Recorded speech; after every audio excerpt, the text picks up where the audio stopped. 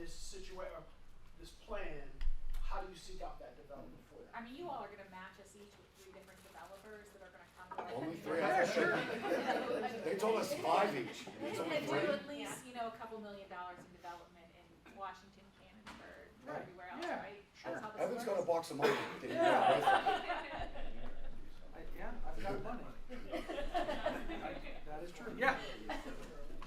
How do you get the state out of your freaking business? Because we attract commercial business, and then the state has to review the plan, and then they enact all these stupid things, and then the developer says, screw it, I'll go to another community, and they leave. Yeah. Yeah. We're gonna have to Thank tease. you, We'll State. come back. We'll come back to you because we'll have to tease that out a little bit. I got some questions based on what you just said. Okay, good. And I know there's 2 cameras in the room, so cameramen, this is a safe space. You know, this is all plausible deniability around here, right? We want this to be a helpful conversation. Yes, sir. And I had brought something up in the other session about tax abatement or Yeah. tax Yeah. incentives. Have you been offered any in any municipalities or areas? Yeah, so we'll answer that question for sure. I talk a lot about tax abatement and the work that I do at First Commonwealth. I think it's a really critical tool and has worked in a lot of regions that we've been in.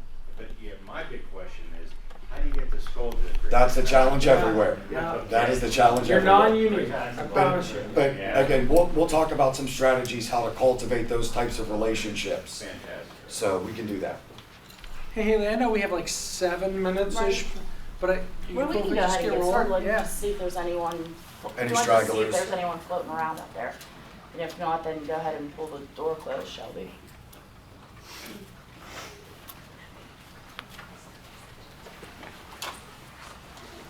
I know something else I always hear Yeah. too is like, oh, there's a grant for that, there's a grant for that. You know, it's kind of, you know, how do we line that up with a Yeah. nonprofit that's willing to work, you know, with foundation, public-private partnerships, I think was a buzzword for a long time, you know, so, you know, how we can help leverage some of that Yeah. with our municipalities, so. Well, that's a I know good a lot of these segue. capacity, so. All right. Well, I'm Hallie Chatfield. I'm the Redevelopment Authority Senior Project Manager. I really handle all of the blight, demolition, and brownfield remediation for the agency. Shelby's joining us. She is the program manager. She handles all the acquisition and disposition of the land bank properties. Gentlemen have already probably introduced themselves, but we have Jason, who is the guy that will find the money for you. Evan is the one who will give it to you. And then Jim here, he's teacher by day and developer by night. So we want to welcome them here, and we're going to go ahead and get kicked off. Get started. I'm not sure. Jason, are you first? Sure. Yeah, All I can right. go first. I'd All be right. happy to. So I'm the guy that finds the money. Depending on, every community is different. So depending on where we go, we're looking at different types of blight strategies, remediation strategies, revitalization strategies, whatever we want to talk about. Everything that we have to talk about, every lens we use to view this work is based on data and markets. So if your community has 1 or 2 pieces of blight, good, you're not very far off. Focus on your 1 or 2 pieces of blight, you know where you're at. If you're one of our communities that maybe used to have a steel mill in it and your population has dropped by over 50% over the last 30 years, and you have hundreds or maybe thousands of units that you need to demolish, there is no amount of money that is coming that will demolish all of those units at one time. The money doesn't exist, not at that level. So we have to use data to really make strategic market decisions on where we prioritize demolition, where we prioritize blight. So when you're looking at your comprehensive plans, phase 1, where is it? And you sort of mentioned it in the beginning. Usually it's sort of your core business district area if you have one. Maybe a block or 2 off of that business district area, but you're picking a very specific location to target your investment dollars. And from there you start to make priority lists, hotspot maps around which project needs to be first, which project needs to be second.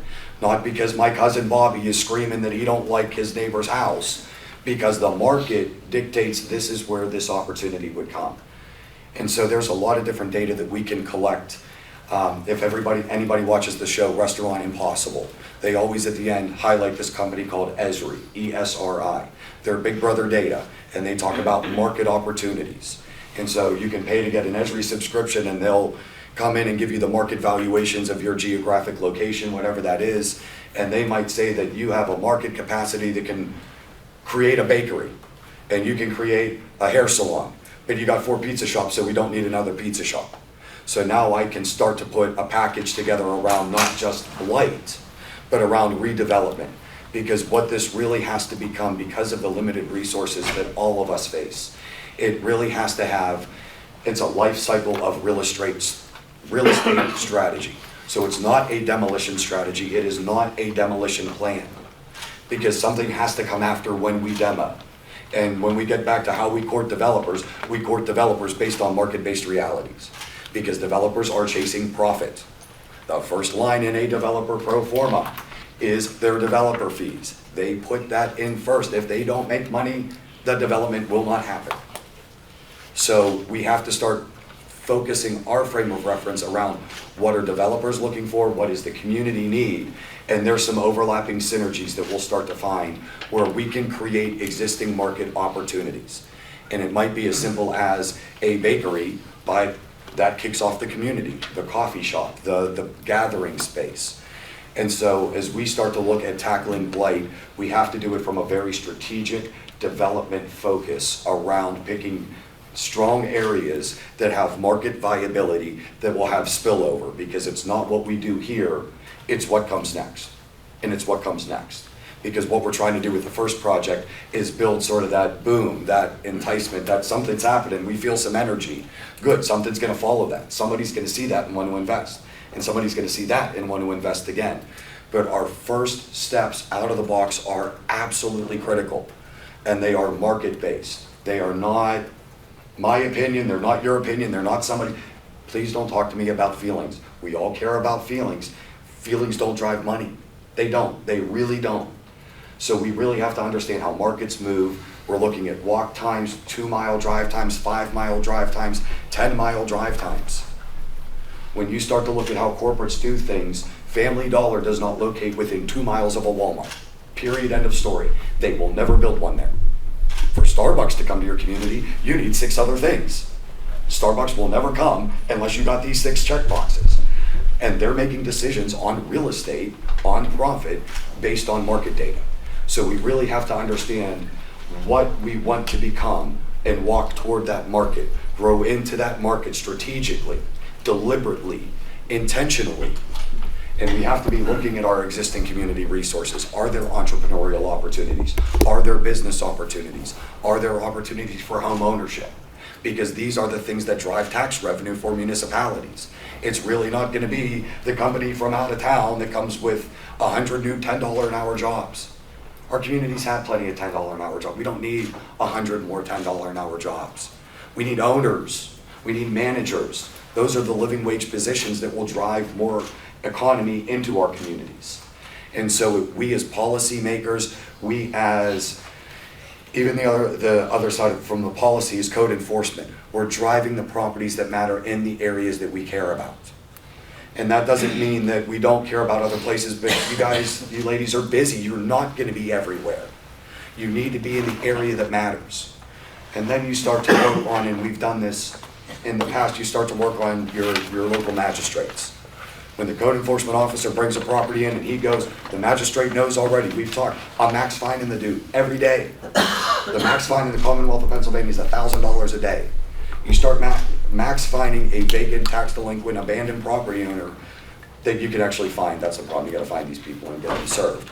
But if you can find that person and serve them, oh, they get hit with a $1,000 a day fine, they're gonna ask for your help real quick. And so you really need these authentic, comprehensive strategies where policy matches data collection, matches sort of the municipal government boots on the ground, the people that are actually out there doing the work. And having that sort of tax, or not the tax people talking to the code enforcement people, talking to the public work, this is how it has to come together. Because whether it's the state or the county or foundation, they're gonna come and say, here's $1 million. Which 5 properties are we gonna demolish? Because when that money's gone, it's gone. And if we don't demolish the right 5, or if we don't reinvest in the right 5, the next thing doesn't come. And that's nice that we got 5 new properties, but that's gonna be it. And it's really about building that momentum of reinvestment that once my project goes, all of a sudden, Evan starts to get interested, and he might bring a couple developers down, and one of them happens to be Jim, and Jim's like, yo, I'll do that deal. Now you got 2 developers. And so it's you know, in a bottom-up approach, it's grassroots. It has to start grassroots. It has to start from the community.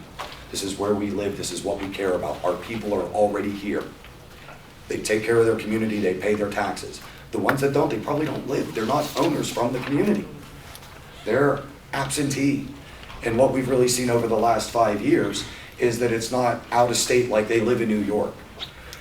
There are global investment firms that are looking for places to put money, and with the inadequacy of global markets, American real estate is one of the best investments in the world you can make today.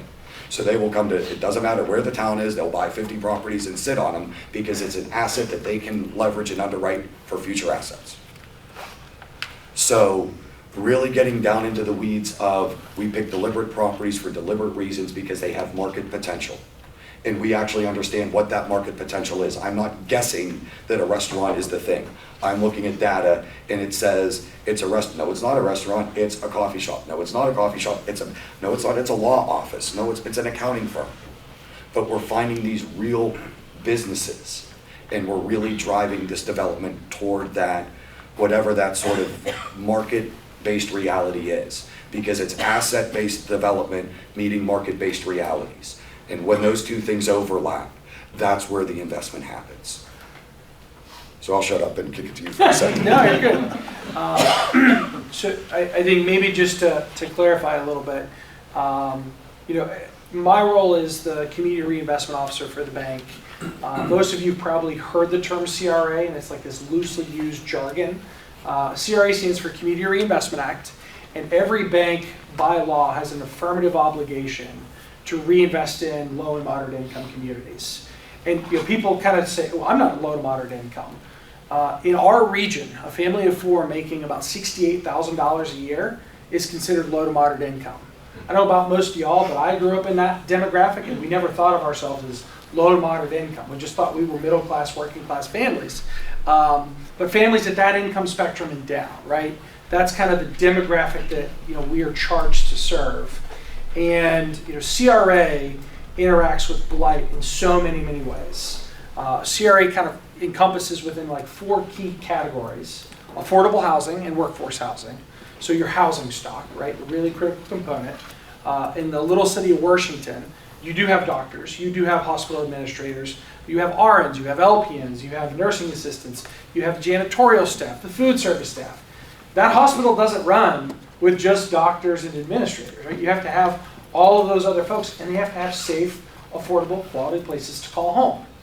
It's economic development. It's the second camp of CRA. Real living wage working class jobs so that people can afford to pay their bills, save a little bit of money, and occasionally go on vacation. Somebody said Disneyland. I'm a beach guy myself, but you know, to each their own. The third camp is neighborhood revitalization, which is really where I think Blight jumps out off the page at you. I would argue it's actually all 4 categories that I'm going to reference, but that's where Blight kind of tends to be a critical piece. And every community has a little bit of a different philosophy around what they consider Blight, what they don't consider Blight, and what they want to do with it. And then the 4th camp of CRA is nonprofit service. So if you have a local nonprofit, a local community organization, even the local church, and everybody in Western Pennsylvania has a local church. I know this for a fact because there's one on every street corner. And it's a great asset. Your faith-based and nonprofit community organizations, if they are not involved in your strategy, they need to be. Because at the end of the day, as Jason very eloquently put it, I have an affirmative obligation to do this work as a financial institution. And every financial institution in your communities has that obligation. But there's nothing that says we have to go to your community, in your specific neighborhood, and do a specific activity.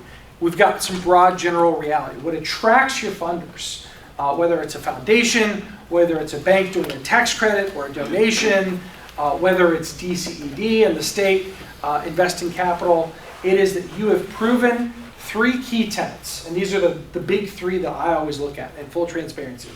Do they have a plan? Is the plan actionable? I'm looking for real, specific, measurable goals. And do they have skin in the game, right? I am not looking to be the first money in or the last money out. I want to see how a project is going to come together and move the needle forward. That makes sense. When it comes to unlocking the capital piece, I kind of categorize capital in 3 different veins. And I'm going to do them out of order because I think it's a little more logical. A bank, specifically, can be helpful with human capital. We are always looking for volunteer opportunities. We are always looking for opportunities for our employees to serve on boards of directors and advisory boards. There is real human beings who work inside these banks, right? And these real human beings live and work in your neighborhoods and in your cities and your townships and your boroughs, and we want to be engaged, right? So when you think about the approach that they use in Washington that we all heard about, there's no reason you can't walk into your local branch and say, hey, would your team be interested in doing a beautification project on a Saturday? We'd really like to clean up this empty corner lot, or we'd like a community garden in this space. In fact, our team was just out a few weeks ago in Newcastle, Pennsylvania, with a local nonprofit doing a community garden event. I know that sounds small and that's gitchy, right? And you guys think, that's not Blight. That is totally helping address the Blight problem. You're creating a community asset. You're turning something, pardon the expression, but it's actually a curriculum, from Blight to Bright. It's no longer an eyesore.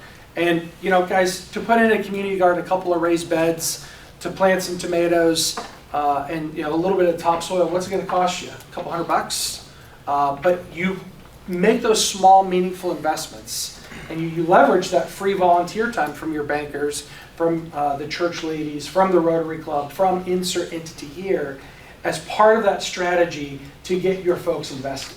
If they're not out in front of the problem, seeing the problem, addressing the problem, they're not going to take a vested interest in the problem. The second part of capital is philanthropic support, right? So I get everybody loves free money.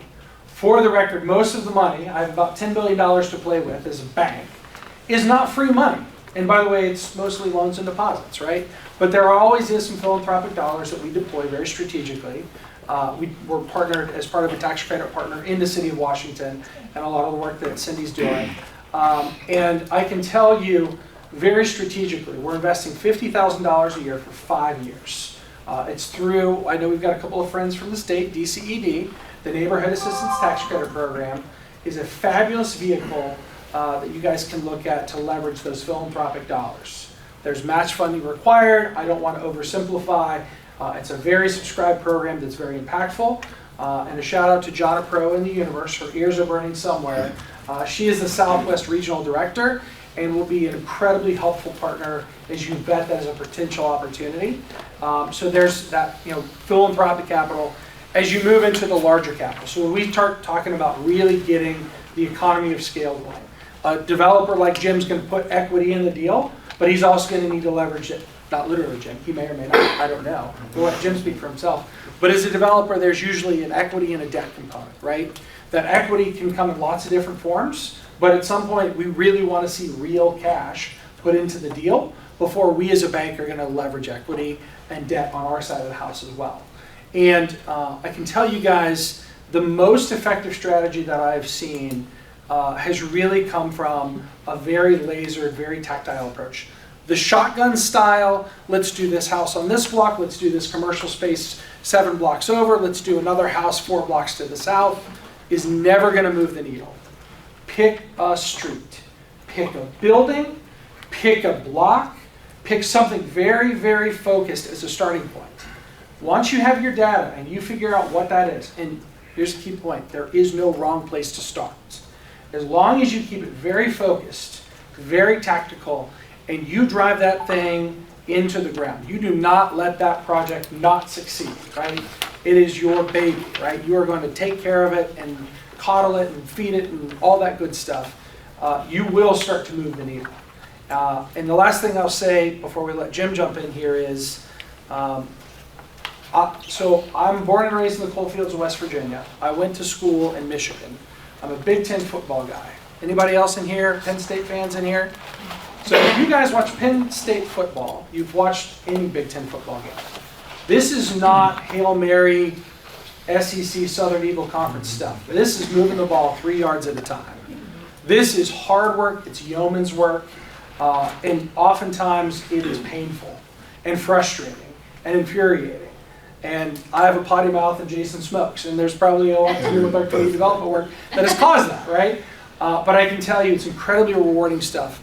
But you have to set yourself up for success in setting real, manageable expectations. Rome was not built in a day, nor will you turn that neighborhood, that block, that community around in a day. But it is long game stuff. So just go into it with very open understanding that you will not turn it around overnight, and there's nothing wrong with that. I've said a lot. Jim, sure. Let you jump in. I'm from the Philadelphia area, and I came out to this area in 2002, and I couldn't believe the evaluations on the properties just across the board. I would never have dreamed to be able to buy a house for $25,000 that I could rent within a month, not even. So it really struck me the value that you guys had, or we had here. But my wife was from the Mon Valley, so I had no clue about anything about anywhere around here. So I just kind of got used to it. I got a job at New Kent Arnold. I think some people are from New Kent here, right? I don't know, but I just slowly kind of became a Steeler fan. I don't know how that happened. My buddy he's a Philadelphia Eagles fan, and he's pretty disappointed in that, but we don't talk about that. But anyway, so the building that I'm here for, I began working with the land bank, Hallie. Actually, Alec, I never met you before, but you're my first correspondent. I saw my name up on the screen. Yeah, I could pull that up here as we have time. We can pull some pictures up. But my neighbor came down and told me, hey, there was a building downtown. I'd been redeveloping properties for about 15 years at that point, and I had fallen in love with this. This building was actually for sale in 2002 when I came out, and I just was really, this is kind of, we'll pull it up here maybe, but it takes a second to load. Yeah, you've got time. But I saw it and I was just really enamored by it. I thought it was beautiful, and I had no idea where Irwin was, but I noticed it, and it happened that I moved to the Irwin area in 2006. And it looked somewhat like this, and at that point it was a little nicer. I think this was probably taken maybe 2015, somewhere in that frame. But it had a lot to be desired, and its looks. And this was actually probably, like, there are new windows in place there, so this was probably taken 2017 after we put the windows in, 2018 put the windows in. But I kind of just had this desire to kind of really, I like the point you were making about it hurts, a little bit. That some of this work is really, it's tough, to get in there day in, day out. And I'm a sole proprietor, and so most of the work, I had a crew that was working that helped me, obviously. But it was just a daily grind of doing the work day in, day out. There's no, the end results are fabulous, but it's a pretty painful process. But initially I called the land bank. I have the original email. This is Alec's note. And I had sent my in-laws in to actually look at the property, and they begged me not to do anything with this thing. They were like, oh my God, they were afraid to even go upstairs. And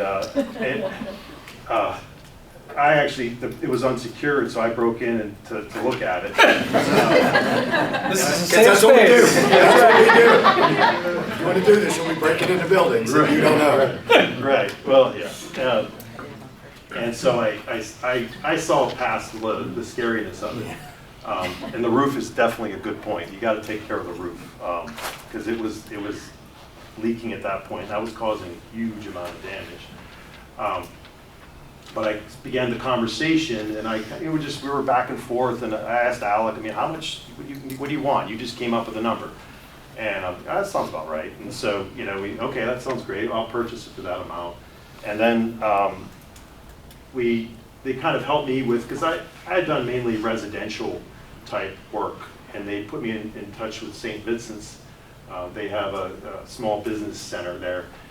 Tim Bates he kind of helped me put together a proposal, and just kind of the numbers, that potentially I'd be looking at, how much I'd be spending, and I needed architectural plans and all these different parts and pieces that I needed to make this happen. I had not done any of this type of work before. As I said, as a classroom teacher, I'm used to dealing with 12-year-olds. So, but that was really helpful to kind of make a more of a formal presentation to the land bank. And they had expectations. I mean, the disposition here is say, hey, if you don't do this in XYZ time, we get this property back. So I knew I definitely had something. You know, that's even as a teacher, you have to have expectations. You don't have expectations, you're going to be in trouble. So they expected me to do X, Y, Z, and I did everything to kind of make that happen. And in this agreement, I had to have plans. I had to have an engineering plan. There was a lot of concern about this building because it had gone through some part of the north face of the building had collapsed on some of the brickwork, had fallen down and collapsed into the street below or the parking lot below. And so there was a lot of concern that the pointing was taken care of and different aspects of the structural aspects of the building were addressed by an engineer. It ended up, I had 3 engineers say the building was okay. And this kind of goes to the kind of code enforcement. I really began to understand. I worked with Josh Andakovich from North Huntington, and he kind of he trusted me, but at the same time, he's, you know, this is about making sure this place is safe. People have to live here, and safety, you have to think 20 years down the road, this place has to be safe, and people are going to live here. So you just have to keep that in your mind and make sure my workers understand that when they're doing their wires or doing whatever, that people are going to live here. And if you kind of have that in your head, that this is about people's making sure they stay safe was really important. And so that's kind of that angle of it, I think was really important as far as going forward. Here again, this is the shot of in the beginning. And you know, this is like an interior part. This is kind of a room, I think the kind of thing's blocked off. I'm pretty sure we were in here, probably shouldn't have been. But anyway, this room was on the 3rd floor, and you can see the water damage on the ceiling, kind of the toilet in the middle of the place, and this the debris everywhere. It's from the tear out, the gut out. And really happy with my contractor. He figured out to put a hole in the floor over here, and so everything went in the same room. But everything went through the hole and threw a chute into a 30-yard dumpster on the other side. Took about 11 dumpsters full of material out of the building. And then the sheetrock comes in, the 600 pieces of sheetrock. You know, I missed all the insulation part of it, things like that. But it just there were the critical steps to the remodeling process. Here, took advantage of the sheetrock. They were delivering it in through so we put in the surrounds in through the windows as we put the sheetrock in, so we were able to run all the sheetrock throughout the building. But you know, hey, $40, you know, throw this shower surround, and I couldn't imagine trying to get it up to the building, trying to get that up there. And the final product, you start the granite comes in. I was trying to go do like a little higher end. I knew that tended to attract a tenant that I was more comfortable with, and it ended up makes it so the profit margins aren't as high, but you end up with a really nice product in the end. Again, taking the old, this is what, here's the railings going in, trying to make it look as nice as possible. This is the same step. If you can imagine this wall right here, it used to be from the street, you would come up, there was the stairs that came straight up.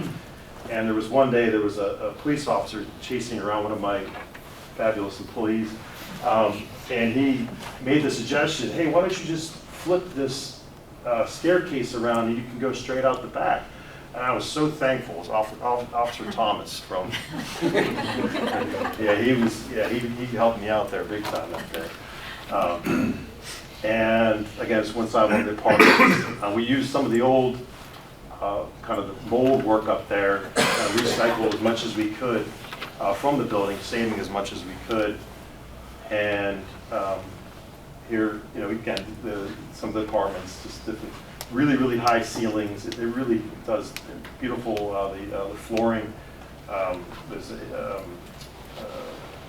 I'm forgetting the name of the flooring, but we just made sure everything was done nicely. Again, some more photographs going through. And again, this is the entranceway coming in. It's bamboo flooring that came in, that we put in there. That's used throughout the building. And here we ended up doing concrete in the back. This was in December, and so we had to create a little blanket for the concrete afterwards because it was going to freeze, and the concrete does not do well when it freezes. But this was a part of Gatto. The rest, this is the main dining area of Gatto. The floor here was part of Major Tom's, and so there was a lot of rot, so we had to tear out the flooring of the building. And here's the men's bathroom. Had to, again, to make it ADA, we had to lower it down. You can see the kind of the joist work there. We had to cut out, lower it down, made a concrete slab for the floor into the men's bathroom so you could get a wheelchair access through it. Here's the kitchen. Again, the flooring was pretty bad, so we had to tear out the flooring and put in new flooring for the kitchen. This is the window. This is what really set off the whole building, or the windows. I had seen a photograph, 1920 photograph of the windows, and they were just absolutely stunning. And I wanted to recreate that, the whole kind of the beauty aspect of it. So the windows today are, they're double paned, and they're harder to see through and things like that. So, but they're not the plate glass of the 20s, but they're really create a good aesthetic. And this is the bar side. We're able to save the flooring on this side. You can see the grain, wood grain, kind of a really thick. I don't know if that still exists today, but this is for the 1895 original flooring. Again, we had to create a little Grand Canyon through downtown Irwin in order to get the sewer to do the sewer line there to get out to the streets. And here's the final product. And again, it was a huge, about 10,000 square feet total, and just it was an epic.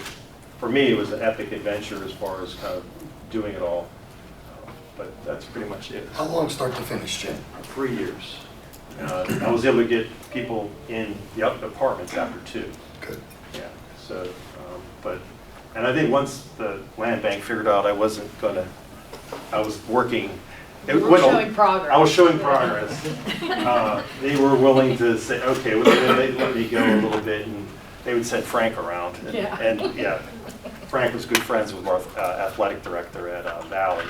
And so I'd always give reports from my athletic director about what was going on. But that was the project, and I don't really have anything. I think I have a question, because Yeah. somebody had brought it up at the Q&A session regarding commercial buildings and how the difference in codes versus residential and things. Like, what kind of obstacles did you find, not this being your first commercial building? Right. I mean, did you get cooperation? I mean, you noted that your code enforcement officer was very helpful, but I mean, Right, yeah, he was. you obviously, the ADA with the men's restroom, I guess if you have a handful of cash, you can make anything happen, right? Right, So. yeah, and I didn't.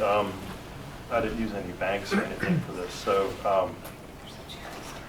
yeah, it was, the electrical, Stewart Electric, he never gave me a bill either. I don't know what again, talking about people being happy with you.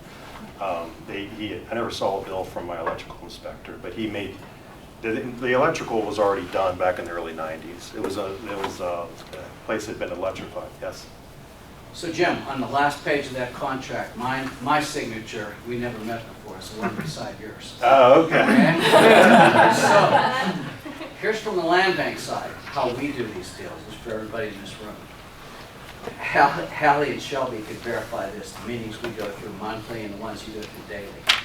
We knew the final disposition of that without seeing the colors and everything else in advance of ever even acquiring the title. We don't want to hold that. Matter of fact, we have a software program that we go through constantly that shows us, and hopefully it's always decreasing, how many properties we have and the length of time that we've held them on our books. Because every time we get rid of one, we can buy 2, 4, 10 in some cases back and keep moving. So where we did roughly 150 to build up enough cash in the first 9 years, we'll now do 100 this year alone. And 4 or 5 or 6 of them will be $10 million projects, not even bigger than that one. Every time, I'm a businessman. The liability, a businessman looks at every contract as a liability. So what you do is you drive that liability down to near zero. And you did that for us. But again, the people sitting in this room, this isn't like feel-good time. This is business. People don't wake up in the morning to give you money, whether they're a government agency or a bank or a foundation. They don't. If you demonstrate to the world that you're really good at what you do, whether it's us or whether it's you, and you guys, your groups you work with, then it becomes pretty easy because they say we can count on them. They deliver time and again. So my take to the people in here, that's the reason we're having this whole thing all day today. Basically, develop a plan, develop the capabilities, and if you don't have the capabilities in-house, somebody else does. We do, for instance, work with us. You have to. A lot of these projects aren't entrepreneurial driven like yours. They may be just strictly inside a municipality, in which the first whole phase is 5 years in advance. A municipality needs to figure out what property they want to go after and already apply for their grant to get their half of the funding, and we do our half at the same time. But we don't show up 2 months before somebody comes whining to us and say, we got to do something here. No, it should have been 5 years ago. So it's to get everybody on that plan and to build up those skills such that you can sit here. When I saw this one, I'm not even surprised because I know how good our team is on our side, and we had it all zipped up, and we knew some winner like you would come along and absolutely nail it. And for everybody else in here too, the difference in the whole neighborhood of having that property there, that's like a silver bullet for how quick everything else came up as well. Just to add to So that. when you pick the right ones, do you go after the projects you want to go after? We're the same way. We do a due diligence on them, and it's strictly a business due diligence. Just to add to that, and what Jason had said about the phases and the target areas and things, we're in the process of developing an app that is going to be for pre-qualified developers, that is going to identify those tax delinquent, available vacant properties in targeted neighborhoods.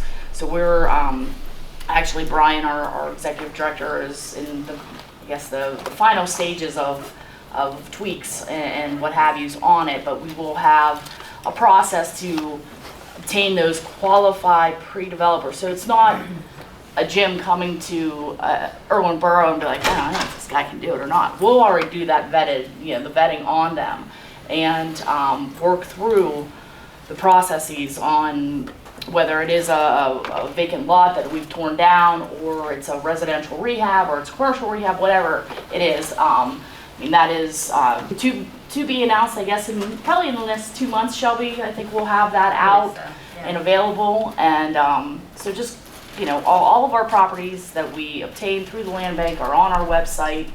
We're getting ready to, like David said, acquire another about 35 to 40 here in the next 3 weeks, Shelby. I keep looking at you because that's her part of it. That means I have about 30 to demolish. How much legal work up front, title searches, Yes. other lien searches, awesome. And then she goes ahead and sells them on the other side.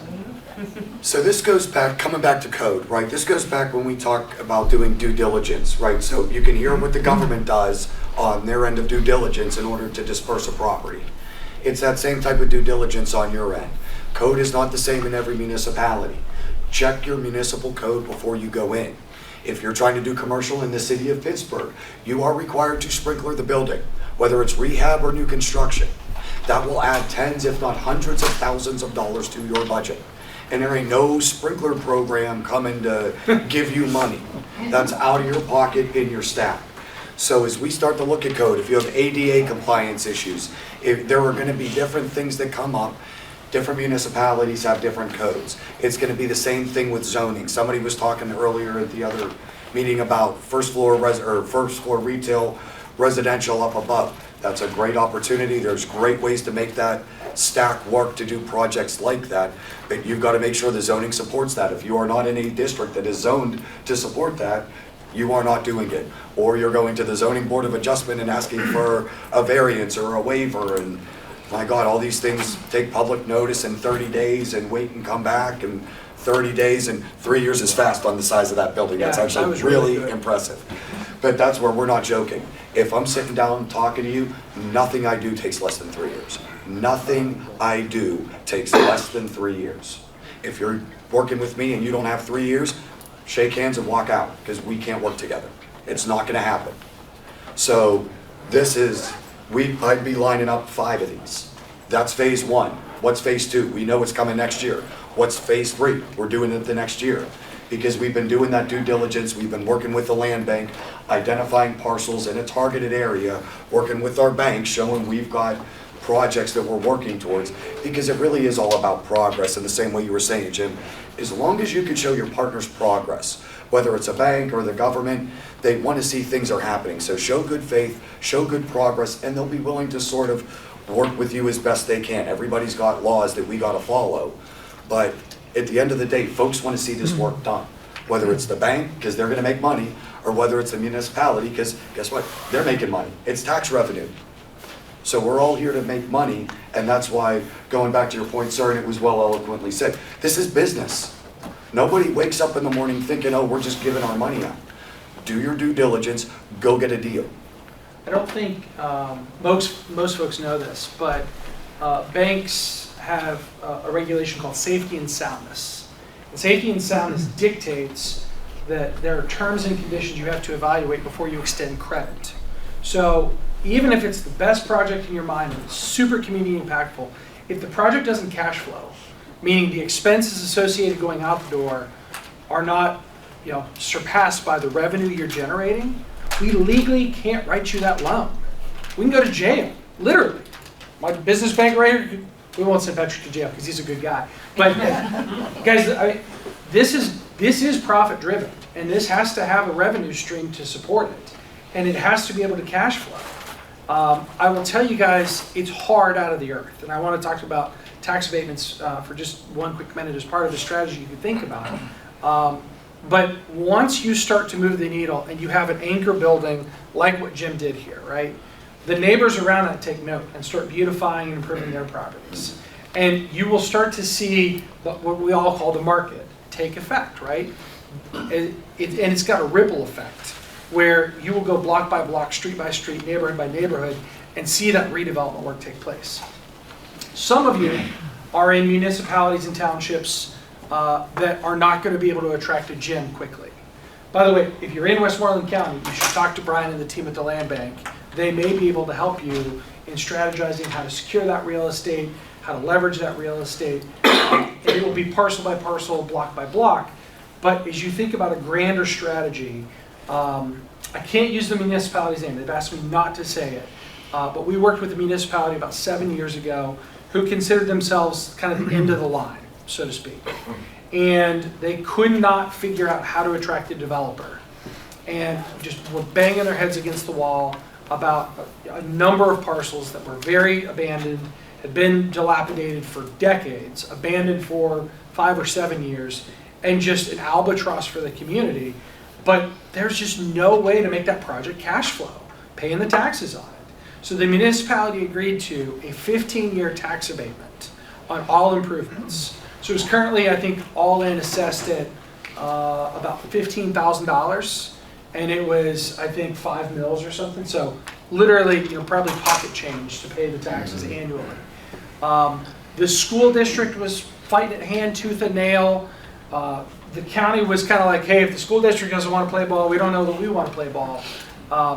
We had a very candid conversation with the school district who kept saying, but we're missing out on these tax dollars. We need to even pay our teachers and yada, yada, yada. And we can't forgo 15 years of revenue.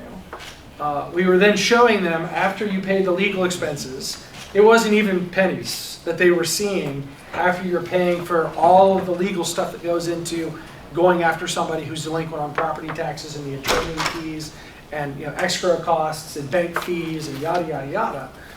When we got down to it, mathematically, in year 16, there would be more tax revenue brought to the school district in the year 16, the first year after the abatement expired, than all 30 years, the first 15 of the tax abatement and 15 years prior to the tax abatement, all combined. So more revenue in 1 year after being patient for 30 than trying to collect the nickels and dimes, right? So don't be penny wise and pound foolish, right? This is absolutely an exercise in cost-benefit analysis. Yes, it's mission-driven work, right? And you have to pick the neighborhood and the community that needs it. But there has to be marketability, there has to be revenue generation ability. Otherwise, you're not going to get a Jim, right? Jim's a great guy, and he may want to be supportive of the neighborhood, but Jim's got bills to pay too, right? So, we've probably been a little soapboxy. I'm We've sure said a lot. that's what we did. Jim, anything you want to jump in? Otherwise, I'm Yeah, full let's in. just ask, anybody have some questions for these folks? Please, yes. What do you do in places where there's just no demand? So. And you're a government that has to deal with blight. Do you have any suggestions on Yes, what to do so in there, those so situations? truthfully, when you get down into it, there's never a place with no demand if people live there.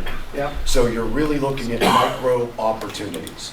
So I'll go back to my example of a bakery. I would go into a community with almost no economic mobility, you know, there's 20,000 houses and 5,000 people live there. We need to demolish half the town because it's vacant.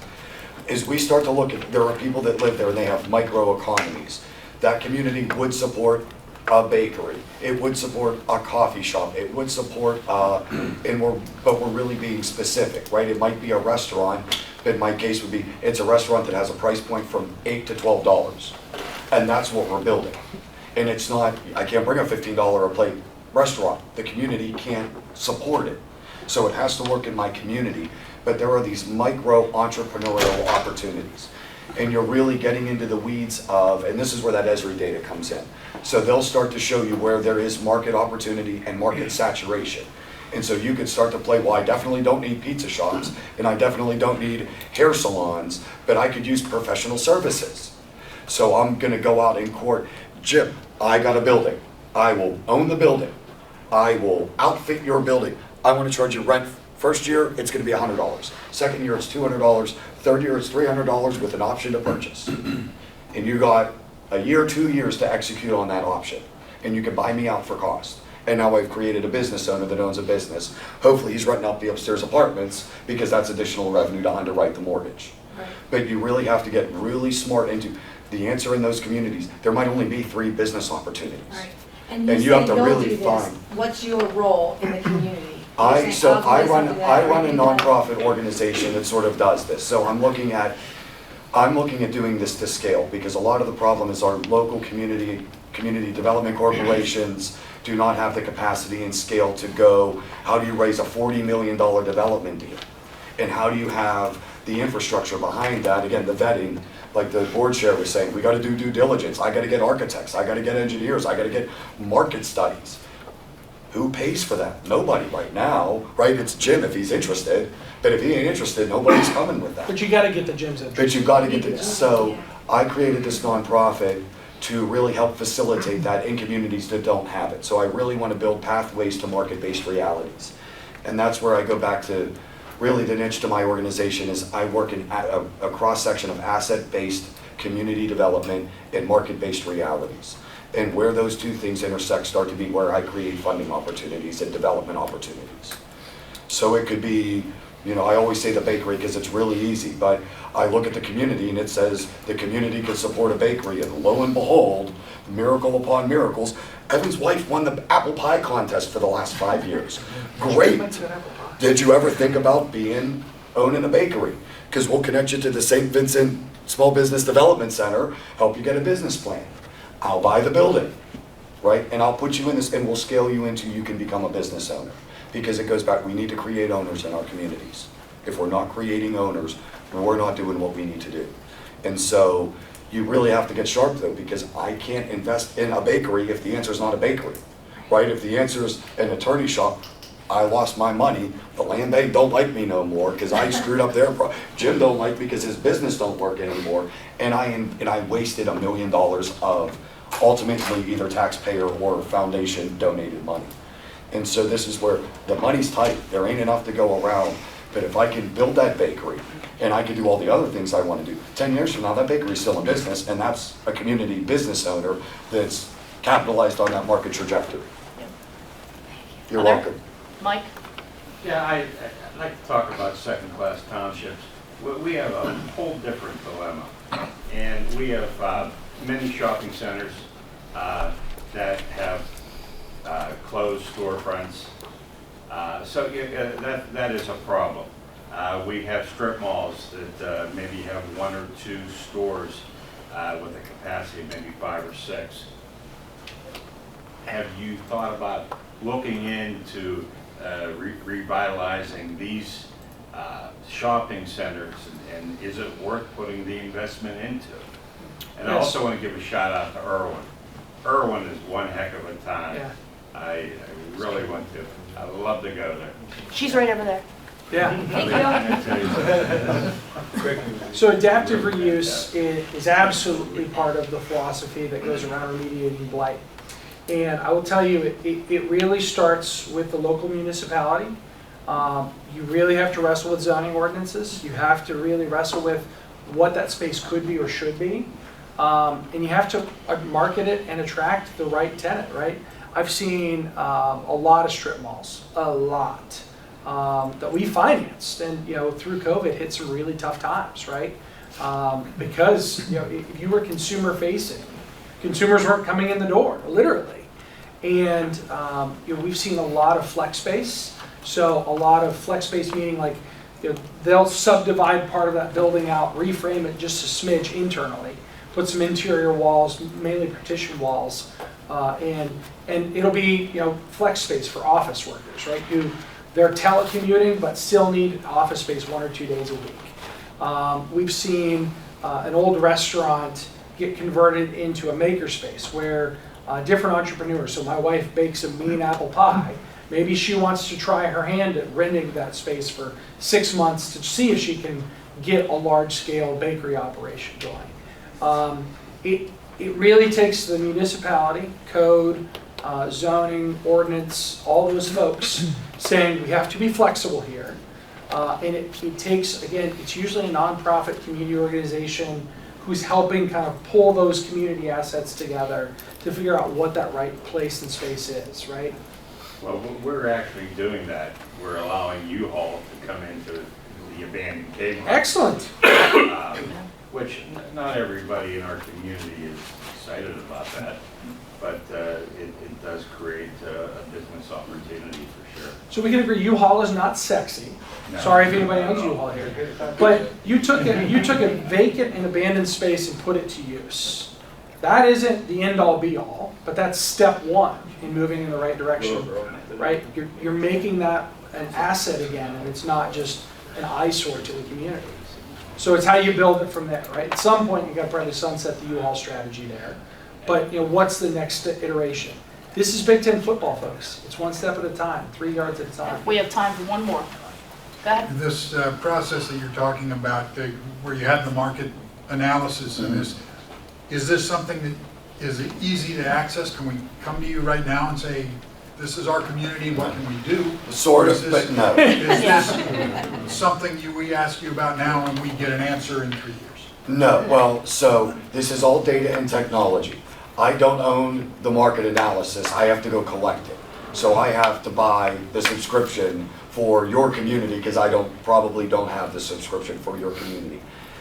Ultimately, what I would be talking to you about around this is sort of an implementation of a comprehensive plan. We could be putting that implementation plan together over a 6-month, 9-month period that starts to hit after that with potential development. Now, some of that's going to be financing because if there's not money there, then we got to go raise the money. But with technology, and this is what really becomes exciting about the future, with some of the things we think we can do with technology around understanding building code, understanding sort of building conditions, understanding market-based realities and how these markets move, because they're not isolated and they're not isolary. So we can collapse these timelines to get to projects quicker and to get to more defined projects. We have a better sense of what that building really is before we start down the path. So that will help with some of this, but all of this is planning. And for those planners in the room, you know, like planning is not easy. To really hone in on an area and start to understand, you know, in my world, we'd be in your community and I'd say, okay, let's get a 4 to 6 block area. That's gonna be our target focus. But then I get into that 4 to 6 blocks. I need to rank every parcel like we were talking about. Every parcel gets a ranking. And I know what it's gonna be. I know what I need to do with it. Now, maybe the answer is it's ranked adaptive reuse and we're gonna rehab, but I don't know who the end user tenant is, but I'm preserving that property. So maybe I'm saving it to put a roof on it, mothball it, and I'll get to it in a year or two, but I gotta save this building, right? The other one might be I gotta demo this because this is gonna be a new construction site, but I actually have to consolidate 3 lots to get the site size I need to be able to do the development that I wanna do. So now, before I do any of this, I'm going to meet with zoning and planning. Can I even do this? How hard is it gonna be? Because I don't wanna be 3 sites. I don't wanna buy them, and then I can't get the lots consolidated. So this is all that due diligence of, as we sit down as a community, we have to understand what the community really wants, because that's gonna hone in on where my 4 to 6 blocks are. But, you know, I've gone to communities so many times, and again, I bring up the Starbucks. We want a Starbucks. Whoa, maybe you really don't. Do you know what you're asking for? Because for me to bring the Starbucks, I gotta do these 5 other things. There's a high chance of likelihood what you see as your community will not be the community for me to bring Starbucks. And you're not gonna like what that turns into. So we really have to understand, one, what the community wants, but what that really ends up looking at is a market-based reality once it exists. Because that's owned by somebody and they're running it. And part of this difficulty is also the greatness of America, private property rights. If you own it, you do what you want with it. We have to be careful who owns our property. That's why the land bank does the due diligence they do. Because they're pulling these properties that have been dead assets for 15 years and trying to put it back on the tax rolls. If that thing falls back into a dead asset again, they're in trouble. I think the second thing I would kind of add to that is, let's have a conversation today. Literally, I mean, don't wait. I might not have all the answers, right? So I'm the corporate CRA officer. I cover a footprint of State College out to Cincinnati, Ohio, right? I cover a pretty large geography. But I've got a Patrick Thomas, who's born and raised here in Westmoreland County. I affectionately consider him the deputy junior mayor of the county. That's what I call him all the time. Who might absolutely have a connection. You know, Elizabeth Saraceno is my community engagement manager. Elizabeth is working with nonprofits, community agencies, developers, community partners across that same geography, right? We don't have all the answers. I don't pretend to know everything, right? I know a lot about loans and investments, I can tell you that, but we have a lot of connectivity, right? Because I know Cindy, I'm a funder for Cindy, right? And what she's doing in Washington. And Cindy knows 15 other people. So this is really a network game, right? This is really an exercise in building those partners, leveraging those ideas. Jason's got a very data analytic, very data-driven approach, but it doesn't start with just data. There's the precursor of identifying we have a problem and saying we want to do something about it. That's really step number 1. And I mean, you've exercised that by being here today, but I think there's a conversation between there and all this geocoding and GIS and these, I don't even know what these are. And that's, well, to Evan's point, right, so for you it would be connecting with the land bank, connecting with the redevelopment authority or the economic development departments, because they do have some of that already in-house. And that's also the conduits of, we got here because through that. So we could start coming into your communities as we're sort of made aware of, hey, you know, New Kensington's got something really great going, or Irwin's got they need some help with XYZ project. This is why, you know, the land bank, the redevelopment authority are here to do these things. I think that's part of the goal of facilitating this meeting, is helping to connect all these networking opportunities, and whether that's Evan or me or folks amongst each other, because you all probably have a lot more good ideas than we actually would have just sitting up here talking. Right. So sharing all of that, collecting all of that, and using these opportunities to talk to Hallie and to the rest of the staff around, I mean, you're the game because you're disposing of property. So this is the real game right here, right? It takes time. And when you really listen to how Jim put his deal together, it's 30 steps. and he knows this person, you talk to that person, you talk to, because that's what it takes to get it done, because at the end of the day, Evan ain't giving you money if you don't believe you're getting it done. And You on that gotta note, folks, get it done. Jason and I notoriously go overtime all the time. Yeah, all the time. I think We that's- are we wanna get to over Haley. our time, and we even started early, so I mean, there's good That's stuff okay. here. That's not Stuff, surprising for us. Thank you guys.